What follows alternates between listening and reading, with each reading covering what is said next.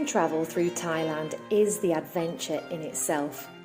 I've spent a lot of time hopping platforms with a backpack full of sarongs and a heart full of wonder in the land of smiles. I also lived on a few islands in the south when I worked as a scuba diving instructor for a few years. So I was pretty used to getting around in a dusty 4x4, carts, precarious scooters and boats. To really make long distances though, you go by train. The train network is impressive and absolute value for money. You can pay to upgrade to overnight cabins if you're travelling the full length of the country, and if you're going by rail for over 12 hours, I'd highly recommend it. Just don't expect the kind of first class you would back home. I felt every rung of the track as it rattled along, but I wasn't going to complain. Being able to stretch my legs out and close my eyes behind a locked door is nirvana compared to third class.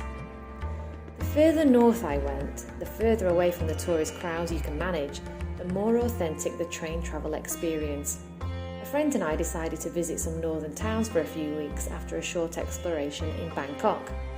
Those journeys were a treasure.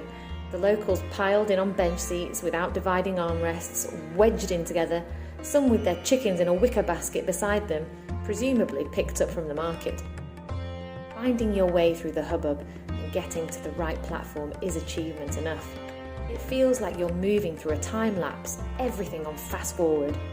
In Bangkok's main railway station, everyone stands up on the hour to listen to the national anthem and pay respect to the nation's now former revered king.